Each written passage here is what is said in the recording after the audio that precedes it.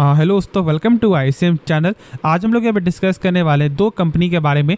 पहला यहाँ पे डीमार्ट है और दूसरा यहाँ पे आईआरसीटीसी। तो आप इस वीडियो को जरूर से अंत तक देखना। स्टार्ट करते हैं और पहले हम लोग यहाँ पे डिस्कस करते हैं डीमार्ट के बारे में। तो देखो, डीमार्ट में आज के दिन यहाँ पे 1.5% का जो गेन दिखाई दिया है। तो क्या यहाँ पे कोई ब्रेकिंग न्यूज़ आते हुए दिखाई दे रहा है? तो ऐसा कुछ भी यहाँ पे फिलहाल तो अभी बाहर निकल के नहीं आए हैं। लेकिन आज हम लोग यहाँ पे आपको क्या जानने वाले हैं, तो देखो यहाँ पे डीमार्ट के बारे में हम लोग जानने वाले हैं टेक्निकल और साथ साथ यहाँ पे कुछ बेसिक फंडामेंटल। ठीक है, तो इस वीडियो को अंत तक देखोगे तो ही सारा जो डाउट है वो यहाँ पे क्लियर होगा। लेकिन एक चीज़ मैं यहाँ पे आपको बता दूँ, देखो ये जो टेक्निकल है ना, ये बस आपका शॉर्ट टर्म के रिलेटेड है। बाकी लॉन्ग टर्म के लिए मैंने आपको ऑलमोस्ट 3400 कुछ के रेंज में जब ये स्टॉक आया था, मैंने आपके साथ शेयर किया था कि ये अपने बॉटम में है कहीं ना कहीं। देखो, बॉटम में जब स्टॉक होता है तो मतलब नीचे जब गिरता है ना, तो फिर वो बहुत ज़्यादा गिर सकता है। लेकिन यदि वो इसके ऊपर यदि स्टार्ट हो गया बढ़ना ना, तो समझ जाना कि ये कहीं ना कहीं अपने आपको रेजिस्टेंस को ये एक बार टच करेगा। ठीक है, तो इसलिए मैंने आपके साथ ये पॉइंट सजेस्ट किया था कि अब लॉन्ग टर्म के लिए देख सकते हो, और यहाँ पे यदि गिरावट होता भी है तो ये एक बेटर अपॉर्चुनिटी होगा फॉर द लॉन्ग टर्म के लिए। लेकिन हम लोग यहाँ पहले बिना टाइम वेस्ट के इसका टेक्निकल ही एक बार फोकस करते हैं कि यहाँ पे क्या दिखाई दे रहा है। तो देखो, टेक्निकल में यहाँ पे साफ तौर से यही मालूम चल रहा है ना कि जो 3726 का इसका बन रहा है आपको रेजिस्टेंस लेवल, और यहाँ पे 3440 का बन रहा है इसका सपोर्ट लेवल इसके अनुसार। ठीक है, तो अभी यहाँ पे क्या कर सकते हैं फॉर द शॉर्ट टर्म के लिए, तो अभी हम लोग यहाँ पे कुछ भी नहीं करेंगे। मैंने आपको 3 से 4 दिन पहले भी जो बताया था कि देखो यहाँ पे स्टॉक क्या बता रहा है ना कि यहाँ से नीचे गिरा है तो यहाँ से उठेगा। ठीक है, मैंने आपके साथ शेयर किया था। यदि आपको नहीं विश्वास है तो एक बार जरूर से मेरे जो है पहले वाला वीडियो एक बार चेकआउट करना, जो मैंने डीमार्ट के बारे में बताया था। उसमें मैंने ये बोला था कि देखो यहाँ पे नीचे गिरा, स्टॉक यहाँ से ऊपर जाएगा। लेकिन अभी टेक्निकल यहाँ पे क्या बता रहा है जानते हो? टेक्निकल बता रहा है कि अभी आप यहाँ पे थोड़ा वेट करो। ठीक है, क्योंकि अभी तक यहाँ पे पूरा फुल कंफर्मेशन दिखाई नहीं दे रहा है। ऐसा हो सकता है कि ये स्टॉक साइडवेज चले, मतलब कि यहाँ से ऊपर जाए, फिर यहाँ पे डाउन, फिर ऐसे ऊपर नीचे, ऐसे ये स्टॉक चलते हुए दिखाई देगा। अब यहाँ पे यदि आप ऐसे बाई करने सोच रहे हो, ठीक है, बाई कर सकते हो फॉर द यहाँ पे शॉर्ट टर्म के लिए। लेकिन ऐसे टेक्निकल तो अभी यहाँ पे यही बता रहा है कि अभी स्टॉक साइडवेज है, तो जब तक यहाँ ब्रेकआउट या फिर ब्रेकडाउन नहीं होता है तो फिर आपको यहाँ पे इंटर नहीं लेना चाहिए बाई के लिए या फिर सेल के लिए। ठीक है, तो इस बात को समझना है। बाकी डिसीजन आपको लेना है, तो इसलिए खुद से सोच समझ लेना फैसला। जो मेरा पॉइंट ऑफ व्यू था बस मैंने वही आपके साथ यहाँ पे शेयर किया है। बाकी आप जानते हो कि जो कंपनी का फंडामेंटल है उसमें कोई भी खराबी मुझे यहाँ पे दिखाई देता नहीं, क्योंकि यहाँ पे कंपनी का देखो एक बार रिटर्न ऑन कैपिटल एम्प्लॉयड तो यहाँ पे 20% का है। मतलब कि कंपनी अपने ऊपर यदि 100 रुपये लगा रहा है तो उसका यही 100 रुपये एक साल बाद यहाँ पे हो जाता है 120 रुपया। मतलब 20% का ग्रोथ हो रहा है, जो एक अच्छा नंबर है, क्योंकि 12% के ऊपर होना चाहिए किसी भी कंपनी का। डेप्ट यहाँ पे ना के बराबर है, 0.04 है, लेकिन यहाँ पे इंटरेस्ट कवरेज रेशियो एक गजब का नंबर है, 48 टाइम्स है।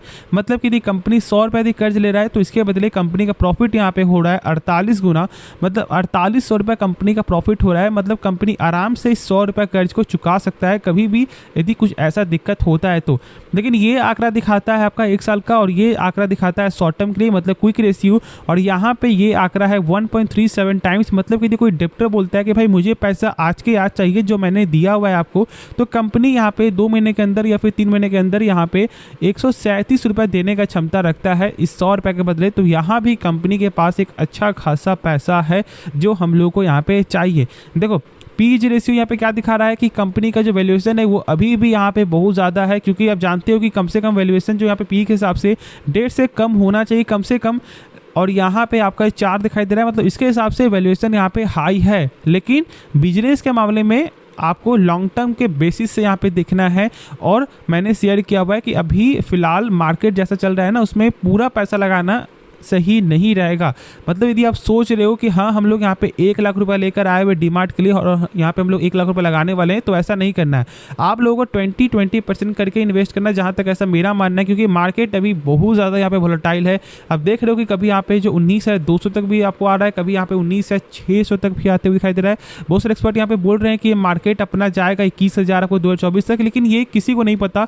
हालांकि एक चीज़ तो गारंटी है कि मार्केट आपको लॉन्ग टर्म में ऊपर ही बढ़ने वाला है, क्योंकि आप जानते हो कि देश अपना आगे बढ़ रहा है। ठीक है, तो इस बात को समझने के लिए आपको सही से कंपनी के बारे में जानना होगा, जो मैंने आपको फंडामेंटल वाले वीडियो में सारा कुछ बताया हुआ है। तो एक बार जरूर से आप चेकआउट कर लेना प्लेलिस्ट, जिसमें इसके बारे में वीडियो मिल जाएगा। अब बाकी यहाँ पे देखो एसेट टर्नओवर जो यहाँ पे सबसे गजब नंबर है 2.55 टाइम्स, मतलब कि यहाँ पे मेरी कंपनी अपने ऊपर मान लो थी, हम लोग ऐसा समझते हैं ना कि कंपनी 100 रुपये का सामान खरीद के लाई, ठीक है, तो इस 100 रुपये के सामान से कंपनी क्या कर रही है 255 रुपये यहाँ पे सेल्स कर जा रही है। मतलब समझो ये जैसे कि इस 100 रुपये के सामान को बेची, ठीक है, फिर यहाँ पे खरीद के लेके आई, फिर यहाँ पे सामान बेची, फिर खरीद के लेके आई, उसका आधा बिका। तो मतलब कि यहाँ पे 100 रुपये के सामान के बदले कंपनी उसी को साइकिल पीरियड में अप डाउन करके 255 रुपये यहाँ पे बना लेती है, जो मुझे यहाँ पे अच्छा नंबर लगा है। क्योंकि देखो सबसे मेन कोई बिजनेस में क्या होता है, उनका प्रोडक्ट, ठीक है, उनका प्रोडक्ट अभी फंसना नहीं चाहिए, और जो उनका प्रोडक्ट यहाँ पे बन रहा है वो यहाँ पे लगातार निकलना चाहिए। और यहाँ पे तो एक बार निकलता है, 2 बार निकलता है, 2.5 गुना यहाँ पे निकलता है, जो यहाँ पे सही नंबर मुझे लगा है। कैश साइकिल भी यहाँ पे अच्छा है, 25 डेज का है, मतलब कि जहाँ से कंपनी सामान खरीद रही है, जहाँ से कंपनी सामान बेच रही है, मतलब ये जो पूरा पीरियड है ना, एक तरफ से पैसा लेना और एक तरफ से पैसा देना, ये जो पूरा पीरियड है ये टोटल कंप्लीट आपका होता है 25 डेज में, जो यहाँ पे मुझे सही लगा। क्योंकि देखो ये जितना कम होगा ना उतना ही अच्छा होता है, यदि ये माइनस में होता है तो यहाँ पे और अच्छा है, ठीक है, और ज़्यादा नहीं होना चाहिए। और यदि आपको चेकआउट करना है तो आपको पेयर से चेकआउट करना है, मतलब जो इनके कंपटीटर है, जिससे आप लोग को एक सही नंबर मिलते हुए दिखाई देगा, ठीक है। तो उसके बारे में आप लोग को सही से समझ में आ गया होगा। अब हम लोग यहाँ पे नेक्स्ट स्टॉक के बारे में जानते हैं, जिसका नाम है IRCTC। आज यहाँ पे कोई एक्चुअल कोई वजह है क्या, यहाँ पे आज कोई ब्रेकिंग न्यूज़ आते हुए दिखाई दे रहा है? तो देखो ऐसा कोई ब्रेकिंग न्यूज़ तो नहीं है, लेकिन शायद आप लोग यहाँ पे मालूम होगा कि कंपनी ने यहाँ पे डिविडेंड का जो अनाउंस है वो यहाँ पे फाइनली यहाँ पे कर दिया है। 2 रुपया पर शेयर आपको डिविडेंड आपको मिलने वाला है। तो कहीं ना कहीं आपको एक यहाँ पे जो है गेन का वजह ये भी हो सकता है। उसके बाद आप जानते हो कि यहाँ पे एजीएम में कंपनी के तौर से एक बड़ा बयान भी आते हुए दिखाई दे रहा था, जो मैं आपके साथ इस वीडियो में शेयर कर रहा हूँ, जिससे आप लोग कुछ इसके बारे में सही से समझ में है कि यहाँ पे कंपनी के चेयरमैन का क्या बयान है, क्या उनका फोकस है। और उसके बाद फिर हम लोग यहाँ पे इसका आपको जो है टेक्निकल भी चेकआउट करेंगे। काम करते हैं, पहले हम लोग यहाँ पे टेक्निकल ही जो है देख लेते हैं, उसके बाद फिर हम लोग यहाँ पे आगे डिस्कशन करेंगे।